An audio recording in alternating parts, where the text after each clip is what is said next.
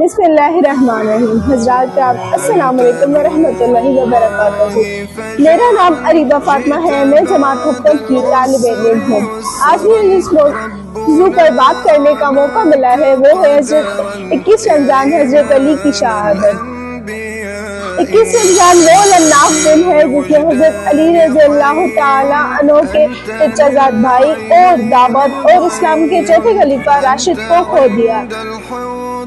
وہ ایک عظیم رہنما، ایک بہادر سپاہی اور ایک انصاف پسند حکمران نے اس دنیا کو الوداع کہا۔ حضرت علی رضی اللہ تعالیٰ عنہ کی زندگی ہم سب کے لیے آج بھی ایک روشن مثال ہے۔ ان کی بہادری، ان کی سخاوت اور ان کا علم آج بھی ہمیں متاثر کرتا ہے۔ ہمیں ان کی زندگی سے سبق سیکھنا چاہیے اور ان کے نقش قدم پر چلنے کی کوشش کرنی چاہیے۔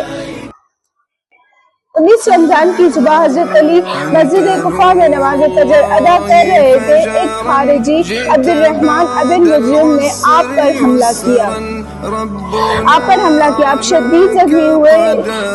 2 دن بعد 21 رمضان کو جام شہادت نوش فرمائی۔ حضرت علی کی شہادت ایک عظیم سانحہ تھا۔ ان کی امت مسلمہ کو ناقابل تلافی نقصان پہنچا، لیکن ان کی سمجھداری اور تعلیمات کی آج بھی مثالیں دی جاتی ہیں۔